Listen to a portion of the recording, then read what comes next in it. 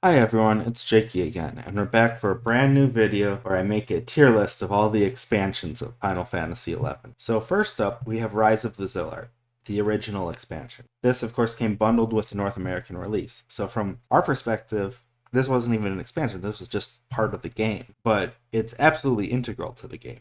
We got Samurai, Ninja, and Dragoon out of it, and I mean, those have all been pretty staple jobs for a long time. Ninja maybe a little bit less today, but certainly back in the day, that was kind of the premier tank for a long time.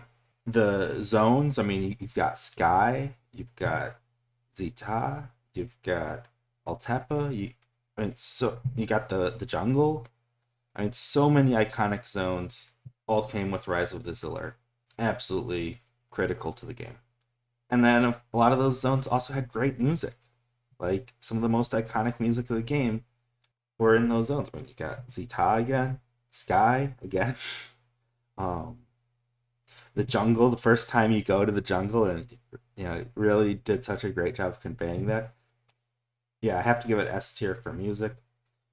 The story, I feel like we weren't playing the game for the story at this point. It was that amazing. The end game, I'm gonna give it an S plus. Now, of course, that's recognizing that to me today, I would not like the end game that was Rise of the ZILART. But me back in that time loved the end game of Rise of the ZILART. You got H&M's, you got Sky. Sky was great. And really this was what all the end game was built around going forward after Rise of the ZILART. We continued to do the Rise of the ZILART end game. Of course, that also points to some of the problems of the Rise of the ZILART end game, that with competition, you really struggled to actually get all the drops you wanted from Rise of the ZILART. That's again where like I don't like that so much today, but I certainly recognize like that was very much the end game for the 75 era. So much of it came from straight from Rise of the ZILART.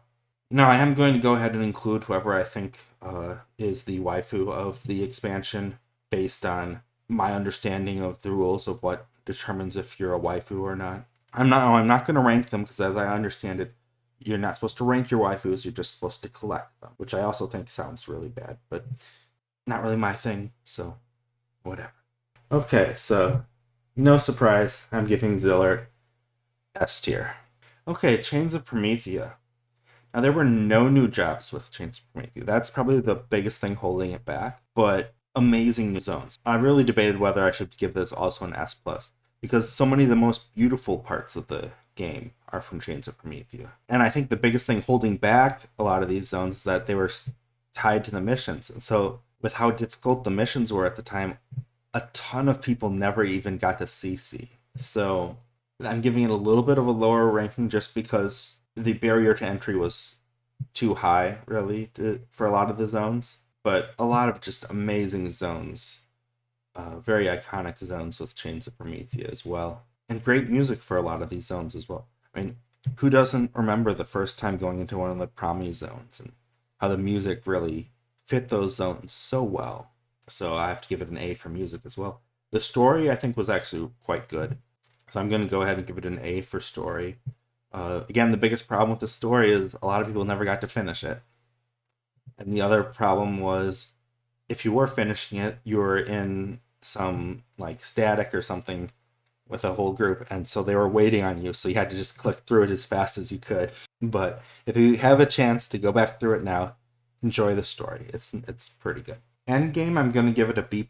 It did a good job of not replacing any of the old Endgame, but instead it did add to it. Again, the problem of the barrier to entry, so like even once I made it to see, well, okay, well, I got to spend the next few months helping people in my link shell there so that we can actually go and do things. So that was kind of annoying. But you did have E&Ms as a lower barrier of entry. Once you made it to see, you had Limbus and you had the CNMs, going all the way up to Absolute Virtue. Absolute Virtue, of course, makes for great stories today, looking back on it, but at the time was not so fun. I think overall B+ is a decent rating for what Chains of Promethea did to the endgame. I like what it added, but it didn't really add that much that was actually beatable. Oh, and of course, I would never pick Priest to be a waifu, but as I understand it, whenever you have a character who is magically stopped from aging, so they're secretly much older, but they just look young. They always end up being considered a waifu, as I understand it. I think that sounds really creepy again, but Japan. Okay, so Chains of Promethea, I'm gonna give it an A. Okay, Treasures the VORACIOUS. We got 3 new jobs: Blue Mage, Corsair, and Puppet. So that's 2 good jobs and Puppet. New zones. You got a whole new continent. They were unique zones. It felt like all new areas. I'm giving that an A. It was pretty solid. They were a lot less iconic than some of the zones in the previous expansions, but they all seemed well designed, good places. Like, I have no complaints about any of them at all. Music, I'm going to give it a B. They all seemed fine, but it just didn't seem very memorable to me. Story, I'm going to give it a B. It was fine, but again, not that memorable, and just, well, it was not why I was playing. Endgame, I'm going to give an A. It was solid additions to the endgame. There was probably, during the 75 era, this is when there was the most things to do. Yeah, there was certainly disappointment at how difficult they made the mythics to make, especially when they claimed it would be an easier version of the relic, and it's actually a much, much harder version. But salvage was pretty good. They kind of screwed up a few of the drops that they just made like way too hard to get, but for the most part, it was an interesting, different take on endgame with salvage, which you could do in addition to everything else. Of course, you get Pandemonium Warden. You can pull up an article now and you're trying to explain how hardcore Final Fantasy XI was back in the day and talk about Pandemonium Warden's story and people getting sick trying to fight it. But again, it was kind of shitty at the time. It makes for great stories now. But there was so much other things to do endgame-wise at the time. It was like, okay, I'll just do something else. There was never a shortage of things to do at the time. Okay, so let's see here. I guess we go A or B here, since it was 2 with each. I think I'm going to go A, but below COP. Okay, Wings of the Goddess. 2 new jobs, Scholar and Dancer. Enjoy both of those jobs. They're quite fun to play. New zones, I'm going to give it a B. It was a lot of zones, a lot of space, but they were mostly reskins, and they were mostly like far more annoying versions of the zones we already had.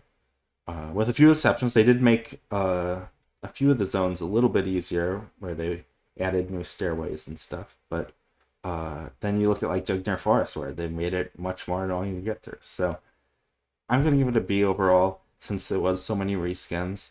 Which, I mean, it made sense storyline-wise why it would be reskins, but still, it definitely did not really produce much in terms of like iconic like places I think of when I'm thinking of 11. Music, I'm going to give it an A/an F, because they actually had great music in a lot of the zones, but you could never hear it because of the stupid campaign music. And now when you do missions, you're going to be on mounts the whole time, so you're not going to hear it either. So it's actually like super frustrating that they added a ton of great music for this expansion and you never get to hear it.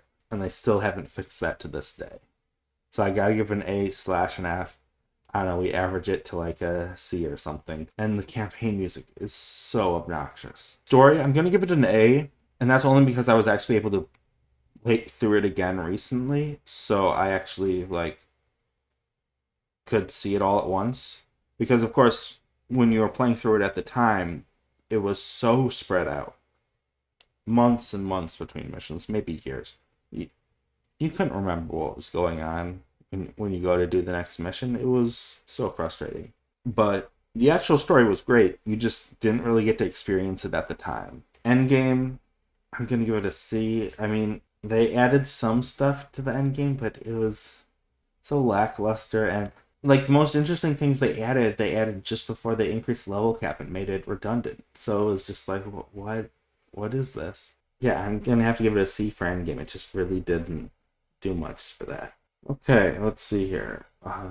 So we could do a B or a C for Wings of the Goddess. It should be like a B minus, really. So I guess we'll put it in B for now. If we need to differentiate more... Oh. No, let's go C, because I think we're going to need to differentiate more here. I think there's going to be something better. Crystalline, Moogle, and Chantoto, little mini expansions. $9.99 each. No new jobs, no new zones, I don't know. Was there a new song for one of them that I forgot? I'm not gonna check. The story was actually pretty good. For each of them. In fact, I would say if you haven't played through the stories, you should just go ahead and do it, even though you don't need the items anymore. Since these now are free, they come with the bundle with the rest of the game. I would say go ahead and just play through these. They're actually pretty fun. There's some really funny cutscenes with some of them. So I'm gonna give the story an A. Actually, the story's pretty good. But they're each pretty short. You can go through one in a day basically. Endgame, I'm gonna give it a D. There is no new endgame. It's just each one gives you one endgame item from the time period. So they're all 75 cap, but you get to kind of customize one piece of gear how you want for each of them. But they're not all jobs items, so it kind of hurts the whole you can change between jobs whenever you want, because if you pick something for one job, you can't necessarily use it for another. So that was somewhat limiting and annoying. It felt very pay to win because it was like, oh, so you paid $10, you spent one day going through actually cool storyline, but then you've got some new item that someone else who didn't pay that $10 didn't get. So that was certainly annoying at the time. I know a lot of people were upset that it felt so pay to win like that you're just basically paying $10 for a new item, but you are actually getting a cool storyline out of it. And now you don't have to pay for it. It just comes with the bundle with the rest of the games. So go ahead and enjoy the storyline. The items are extremely niche these days, so they don't really matter that much. But they're fun storylines. I especially like the Shantoto one. So yeah, have some fun. Okay, so let's see here. We gave it an A for story and a D for endgame, and I didn't have any of the other things. Do we give it a D or do we give it a C? Honestly, I enjoyed the story enough, and some of the cutscenes were hilarious enough. I'm gonna go ahead and give it a C. It is worse than Wings of the Goddess, I would say. I just really enjoyed some of those cutscenes. Okay, Abyssia. No new jobs. It's again 3 mini expansions. New zones, I'm gonna give a D because they're all reskins and they're like uglier reskins of zones we already have, and they like changed almost nothing other than just changing the sky color. Like really uninspired zones, and the way they set up the monsters and stuff, it didn't feel like I was in another world. It felt like, oh, someone's like created an area to like optimize me doing this content.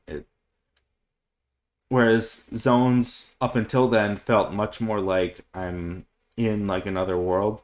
This just it really broke immersion a lot. I feel like the way they set these zones up, and I also really didn't love the whole, oh, you're on a timer when you're in here and stuff. Like I guess that was supposed to try to like explain a bit of like why it was so gamey in there, but yeah, I didn't really like the zones. Music, I don't know, was there a new music somewhere in those expansions? I didn't notice it. Story, what story? You're just, I don't know, Atmos something something. I'm gonna give that an F. Now, of course, the end game of Abyssia is incredibly divisive. I'm gonna say it's a B/an F, and let me explain.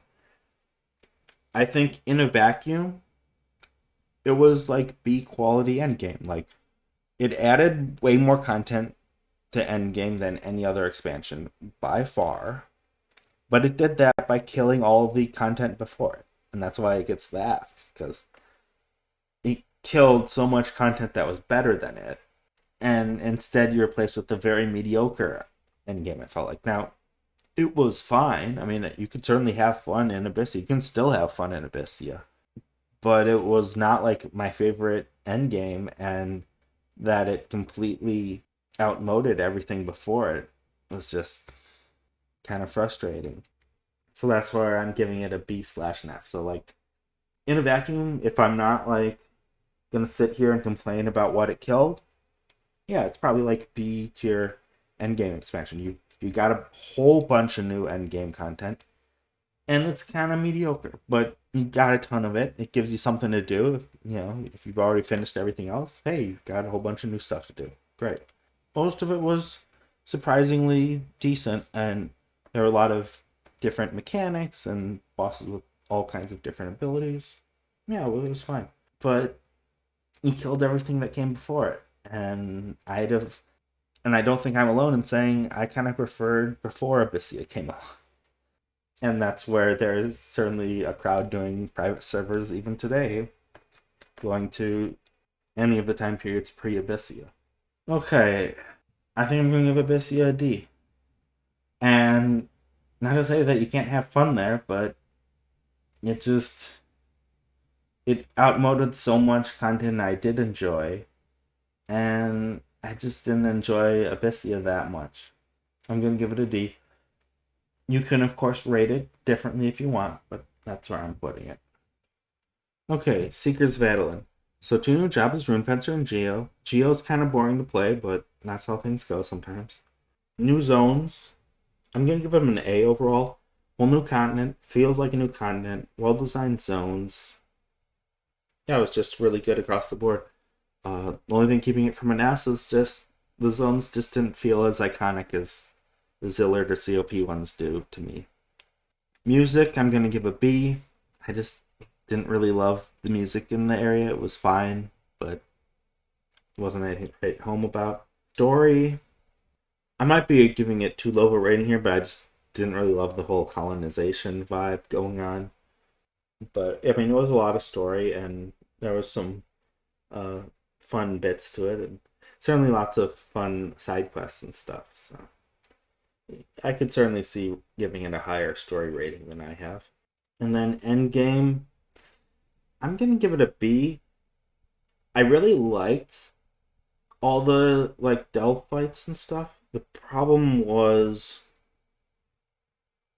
the eye level gear was so much stronger than everything else that not only did it replace all the Rimas for quite a while, but you also ran into issues where, so like getting the first delve clears was really hard. When you needed a full alliance, they needed to know what they were doing, they needed to know all the fights, and everyone had to keep moving and get on top of things because you were short on time. But then once you get your first clear, you just clear it a few more times. You start having enough people with the eye level gear, and next thing you know, you're beating it with like a party, and then you're selling the other 12 spots. You scaled up in power so quickly.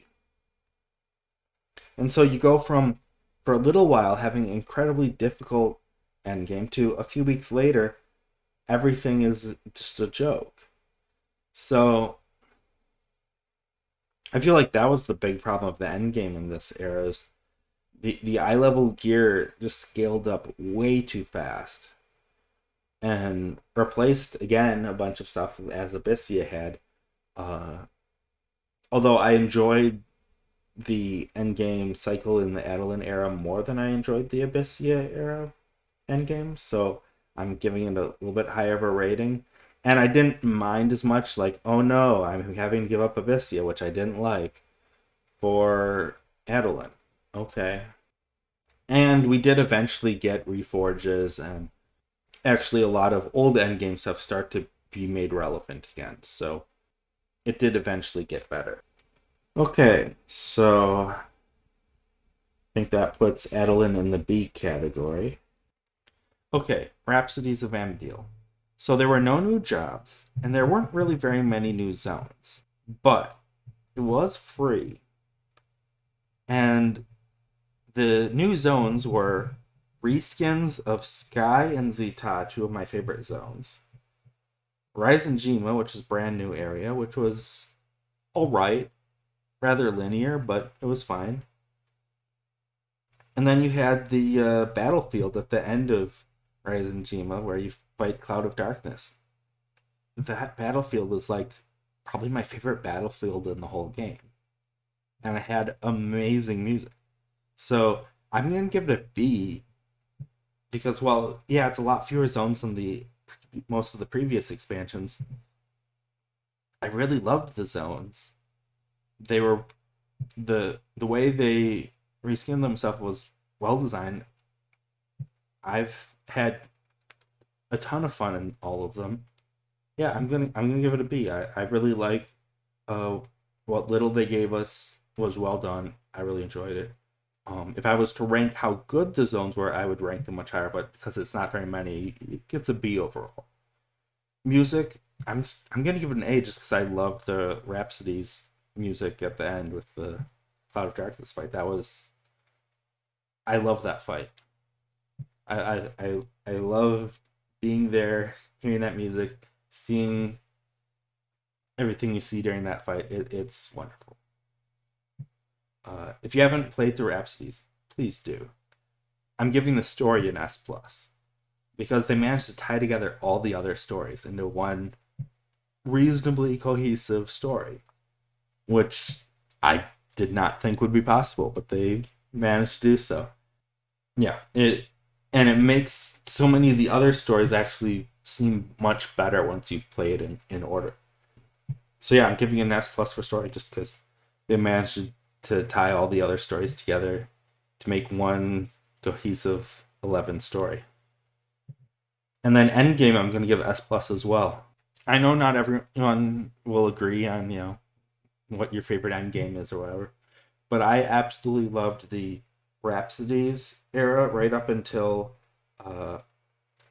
Odyssey Shoal Jail came out. That time period, you had so many different pieces of endgame content that all had relevant items, and you could really make your character, you could kind of specialize your character any way you wanted, and there was just so much gear at similar power level, so you could really, if you knew what you were doing, make your character play completely differently than another. I really enjoyed that. I love, crunching the numbers and trying to make different and interesting builds. And I love the freedom of this time period where there was just so much relevant gear from so many different pieces of content. I liked most of the pieces of content. Sure, most of it wasn't like super challenging, but like if I wanted to solo a lot of it was very difficult to solo. But at the same time, I could get a few friends together and we could certainly beat most of it. No problem. So I really liked that dynamic because I'm not looking to have the super hardcore like back in the day. I'm looking to, spend 20 minutes, get something done, maybe make some weird build I haven't tried before, and have some fun. I'm not looking to be able to say I've been the hardest whatever. I don't care. I just want to have some fun. And we also got home point teleports, mounts, and faster movement speeds. So many quality of life improvements during this time period that made it just so much easier to play at a more casual level, not have all this daily grind stuff like we do now. This was a wonderful era of the game, and I suspect in a few years, just as there have been private servers for a lot of the other expansions, I think we will see some for this Rhapsodies of VANA'DIEL era as well. Okay, and I don't think it'll be any surprise, but I'm going to go ahead and give Rhapsodies an S tier. Okay, Voracious Resurgence. Now, first of all, a reminder, we're talking about a 20-year-old game at this point, so it's surprising that we're getting anything. I was not expecting to get any new storylines here. So, no new jobs, shouldn't be surprising. New zones, we get a new house inside ADOULIN, and Sortie, which is just a reskin of an existing zone. Yeah, I gotta give that an F. Music, I guess I'll give it a C. They were really excited about it, but I really didn't like a lot of it. One of the Sortie music tracks totally does not fit with the zone. like at all. Maybe I should even give it a lower rating on the music. Story I think was good. It was a good story. I enjoyed the story. I'll give it an A for story. Endgame. So I think Sortie is like decent content if I didn't have to do it every day, and if maybe I could bring in more than 6 people. But by making it into a 6-man daily grind, just like Odyssey, which is also a 6-man daily grind that they've added, it's too much daily grind, and it's just leading to burnout. And then you lose one of your 6 people, and then you got to find a new person. And then someone doesn't get along with them, and it's just Endgame has become a nightmare. Link shells are falling apart. We don't have any new 18-man content. The 18-man content we did have is now so outdated. People are like 3-manning it. Oh, what are we? I don't understand where they're going with the Endgame here. We've got new Prime weapons, but we don't even have a promise of any new Endgame content that we don't already have. And we desperately need some kind of alliance content that's relevant to keep link shells going at this point. And it's so frustrating because we had such a great, diverse end game situation with Rhapsodies. Race Resurgence has been very frustrating from an end game perspective. But the story is great. So, next time there's a free login or whatever, come and play the story. It's definitely worth playing. So, and of course, the goblin here. Apparently, some lore expert was explaining that once we found out the goblin's name, that somehow signified that they're a female based on their naming conventions. So they are clearly the waifu of Voracious Resurgence. Okay, so here we have Voracious Resurgence. Where am I going to put it? Well, I think it's better than the trio of missions with Shantoto in it. Probably worse than Wings, so I'm going to go C tier.